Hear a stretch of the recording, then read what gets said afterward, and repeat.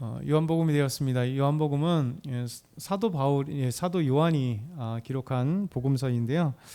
특별히 요한복음에는 예수님의 신성에 대해서 집중적으로 그 관점을 가지고 기록합니다. 예수님께서 이제 하나님의 아들이신 동시에 하나님이시다라는 이런 관점이죠.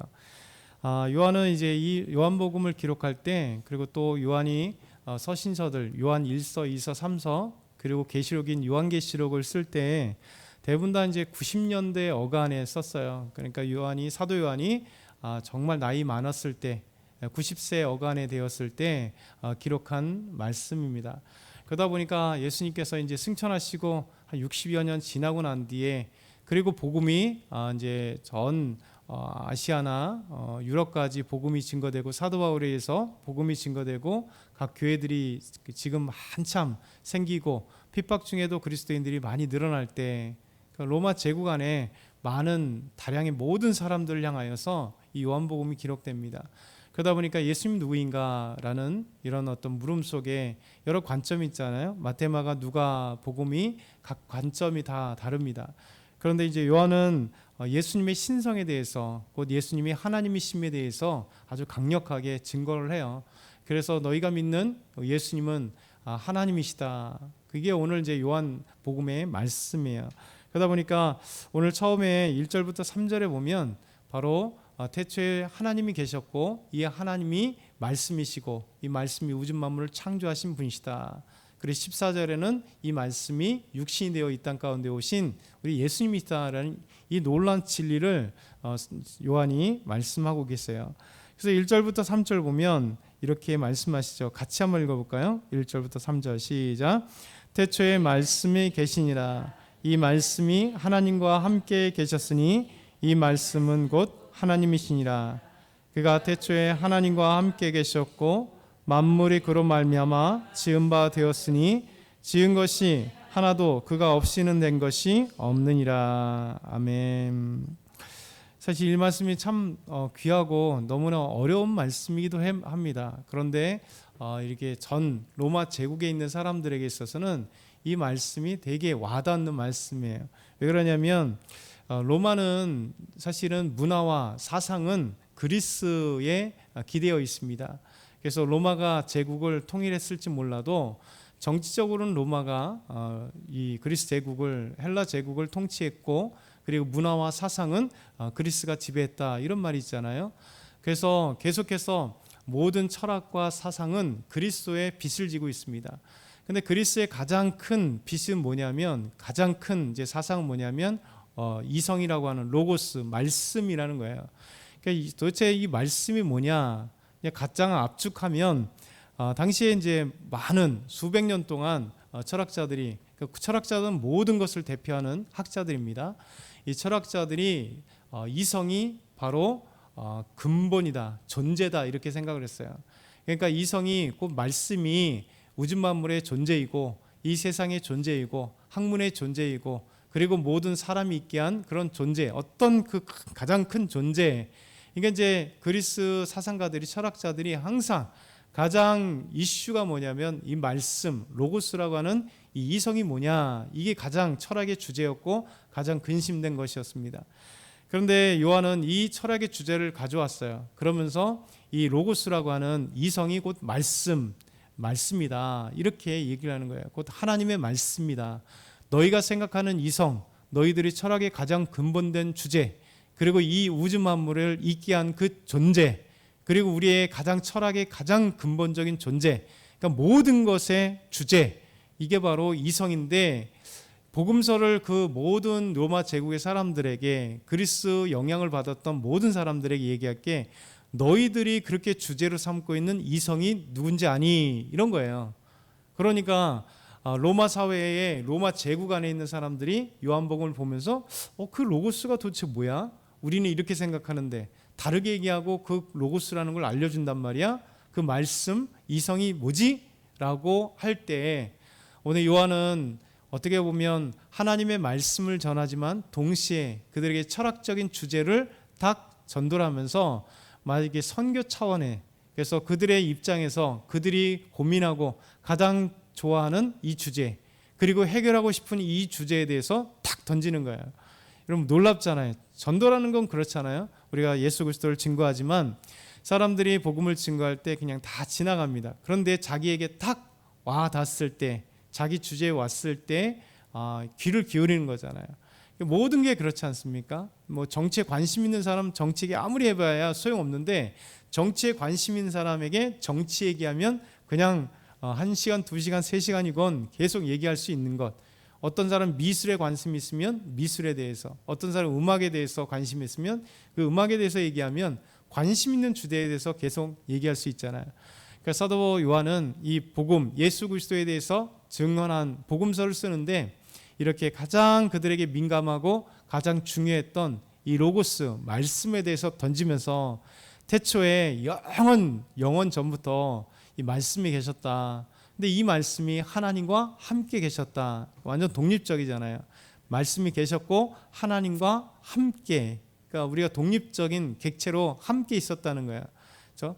그런데 하나님과 함께 계셨는데 곧 하나님이시다. 놀랍잖아요. 말씀이 영원 전부터 있었고, 그리고 이 말씀이 하나님과 함께 계셨는데 곧 하나님이시다. 더 나아가서 이 말씀이 3절에 만물이 그로 말미암아 지은 바 되은 것, 그리고 하나도 그가 짓지 않은 것이 없다. 말씀이 이 우주 만물의 기원이다. 말씀이 하나님과 함께 겠는데 하나님이시고 동시에 이 우주 만물의 기원이다. 그러면서 이 만물의 기원이었던 로고스, 말씀이 다른 게 아니라 바로 1장 14절에 말씀이 육신이 되어 우리 가운데 거하심에, 바로 그분이 예수님이다. 우리가 저는 예수님이다. 이 예수님은 태초에 영원부터 계셨고, 그리고 이 분이 바로 이 땅에 오시기 전에 말씀으로 계셨고, 그리고 말씀이신 이성이신 로고스이신 그분이 곧 하나님이시고, 그리고 그분이 바로 이 우주 만물을 창조하셨다. 이 놀라운 개념을 이제 로마 제국에 있는 믿음의 사람들에게, 그리고 믿지 않는 사람들에게 선교 차원에서 또 복음을 증거하는 그 차원에서 이 어려운 주제를 던지고 있는 거예요. 그래서 우리가 이 요한의 어떤 입장을 생각해 보면 참 아름다운 것 같아요. 왜냐하면 요한은 예수님의 제자이기도 하고, 예수님의 십자가의 죽으심과 부활을 경험하고, 또 부활하신 예수님이 40일 동안 함께하고 승천한 것을 경험하고 오순절을 경험하고, 그리고 복음이 전 세계 사도 바울과 또 여러 제자들을 통해서 또 믿음의 사람들을 통해서 전 세계에 복음이 증거됨으로써 그것에 놀라운 기적들이 일어나는 거잖아요. 예수 믿는 기적들, 로마 사회의 그 수많은 신들 가운데 예수님만이 나의 주님이십니다, 나의 하나님이십니다 고백하면서 그 모든 다신교를 다 버리고 오직 한 분 하나님, 그리고 예수 그리스도만 믿고 있는 그들에게 엄청난 힘이 되는 거죠. 너희들이 믿고 있는 예수님 누구인지 아니? 바로 로고스야. 그리고 우리 만물을 창조하신 분이야. 너희가 섬기고 있는 제우스 신 아무것도 아니야. 너희가 섬기는 그 어떤 신들 아무것도 아니야. 오직 하나님이 이 우주 만물을 창조하셨어 라고 하는 이 놀라운 진리를 우리에게 말씀하고 있는 거죠. 그러면서 두 번째는 4절부터 5절 보면 그 안에 예수님 안에 생명이 있었다. 이 생명은 사람들의 빛이다. 그러니까 예수님 안에 생명이 있는 거죠. 그래서 우리가 예수님을 믿으면 구원 얻는 얘기가, 생명을 얻는 얘기가 바로 영접하는 자, 그 12절에 예수님 영접하는 자, 곧 그 이름을 믿는 자들에게는 하나님의 자녀가 되는 권세를 주셨다.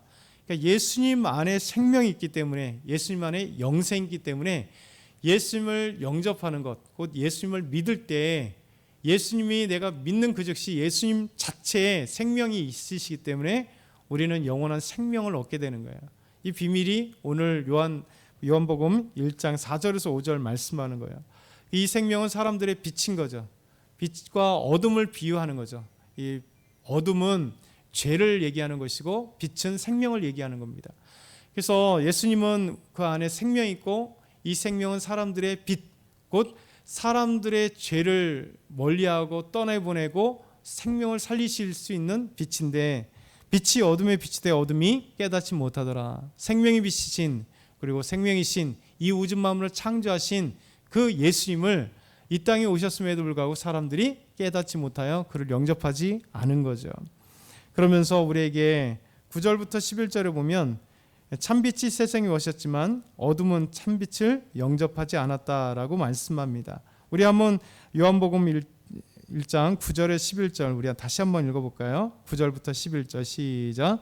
참빛 곧 세상에 와서 각 사람에게 비추는 빛이 있었나니 그가 세상에 계셨으며 세상은 그로 말미암아 지은 바 되었을 때 세상이 그를 알지 못하였고 자기 땅에 오매 자기 백성이 영접하지 아니하였으나. 자, 참빛이 예수님이신 참빛이 이 땅에 왔다는 거죠. 그리고 사람들에게 비쳤습니다. 죄인인 이 사람들에게, 알지 못하는 이 사람들에게, 깨닫지 못하는 사람들에게 그 참빛 자체이신 예수님께서 이 땅에 오셨으나, 비춰주셨으나, 그리고 함께 이 땅에 말씀이 육신이 되어서 이 땅 가운데 오셨으나, 그리고 그 말씀이신 예수님께서 이 우주 만물을 다 지으셨으나 사람들이 예수님을 영접하지 않았다는 거예요. 그 빛이 왔음에도 불구하고 깨닫지 못했다라고 하는 거예요. 그러니 이제 이 로마 제국 안에 있는 사람들에게 이 복음의 메시지가 될 때, 아, 나는 어둠에 있구나, 그 말씀을 내가 제대로 몰랐구나, 이 말씀이신 예수님을 알게 되면서 이제 그분이 누굴까, 이렇게 또 선교적인 차원에서도 예수님을 가르쳐주는 그 모습에서도 이 말씀이 너무나 중요한 것이죠. 그러면서 마지막으로 우리 요한은 우리에게 말씀하십니다. 이분을 영접해야지만 너희들이 하나님의 자녀가 되고 구원을 받는 것이다. 우리 12절 13절 마지막으로 요한복음 1장 12절 13절 같이 읽겠습니다. 영접하는 자 곧 그 이름을 믿는 자들에게는 하나님의 자녀가 되는 권세를 주셨으니 이는 혈통으로나 육정으로나 사람의 뜻으로 나지 아니하고 오직 하나님께로부터 난 자들이니라. 아멘. 예수님을 영접하는 것, 다른 말로 하면 그 이름을 믿는 것, 그래야만 하나님의 자녀가 됩니다. 그런데 이 하나님의 자녀가 되는 것은 권세예요. 강력한 힘이에요. 왜냐하면 이제는 하나님의 자녀가 되었다는 것은 하나님께서 우리에게 주시는 놀라운 것들이 다 누릴 수 있다는 거죠. 그래서 이 로마 사회에는 너무나 잘 알고 있었습니다. 자녀가 되는 것이 얼마나 강력한 힘이고 부인 것을. 왜냐하면 이 자녀라는, 이제 로마 사회에 특별히 보게 되면 입양에 대해서 얘기를 해요. 로마 사회는 입양이 된다는 것은 곧 친자녀와 동일한 권한을 갖고 있어요. 그래서 로마 황제들도 보면 입양된 아이들이 많죠. 자기 아이들보다 입양을 했는데 그 입양한 아들에게 로마 황제의 권위를 다 물려줘요. 그래서 입양자들이 황제가 되는 경우가 종종 많이 있습니다. 그러니까 동일한 권한을 갖고 있어요. 그래서 입양이라는 것은 우리가 이제 예수님께서 우리에게 입양의 그 의미를 말씀하고 계세요. 특별히 사도 바울은 너희가 입양되었다. 그래서 하나님을 아빠, 아버지라 부를 수 있게 되었다. 그러니까 우리에게 이런 놀라운 것들은 무엇으로부터 시작되는가? 곧 예수 그리스도를 영접하는 것, 예수님 믿는데 이제는 하나님의 자녀가 됐으면, 입양되고 하나님의 자녀가 되었으면, 전에는 죄의 자녀였고 그리고 거짓의 자녀였고 흑암의 자녀였으나 빛이신 예수 그리스도, 예수님 안에 생명이 있는데 그분을 영접하면 이제 우리가 빛이고 생명이고 더 나아가서 하나님의 자녀가 되었으니, 하나님의 자녀가 되면 우리 아버지는 누구예요? 하나님이시잖아요. 그러니까 하나님의 그 놀라운 세계의 모든 것을 우리가 누릴 수 있는 것, 하나님이 얼마나 많은 것을 우리에게 주시겠어요. 우리가 일반적으로 자녀들에게도 없어도 우리에게 무엇이라도 하나 주려고 노력하는 게 부모님이고 자식 관계인데, 이 우주 만물을 창조하신 하나님, 우리의 창조주 하나님이 우리의 아버지시라면, 저와 여러분에게 아버지시면 여러분 우리에게 얼마든지 많은 것을 주시잖아요. 그래서 우리가 힘이 있는 겁니다. 그래서 아버지께서 우리에게 힘 주시고, 아버지가 우리가 어려움도 막아주시고, 아버지가 우리에게 구원도 주시고, 아버지가 우리를 한 걸음 인도해 주시고, 저 사단에게도 이길 수 있는 능력과 힘을 얻게 해주시고, 그러니까 아버지가 해주신 건 너무 많아요. 때로는 우리가 연약하여서 넘어질 때 힘 주시고, 또 물질도 주시고, 또 하나님 믿음 안에서 굳게 세울 수 있도록 이 모든 것도 주시는 분이 아버지세요. 그래서 우리가 예수님 영접하는 그 즉시 하나님의 자녀가 되고 그 권세를 우리가 받았으니 우리 하나님의 자녀들은 그래서 힘있게 살아가야 돼요. 이 세상에서 비록 나는 약하지만, 본질적으로 나는 약하지만 나는 누구인가를 알면 그때부터 더 힘이 생기는 거죠. 내 뒤에 나의 아버지가 계시구나. 그렇죠? 그래서 오늘도 하나님의 은혜 가운데 저와 여러분이 힘을 내어 하나님께 영광과 찬송 돌리기 소망합니다. 우리 장명희 사님 오늘 수술하시니까 꼭 기도해 주시고요. 같이 기도합니다. 사랑의 하나님 아버지 감사합니다. 오늘도 하나님의 자녀가 된 저희들 하나님과 동행하고 싶습니다. 하나님 날마다 하나님께서 은혜와 기쁨을 주시고 하나님께 영광 돌릴 수 있는 삶이 될 수 있도록 도와주시옵소서.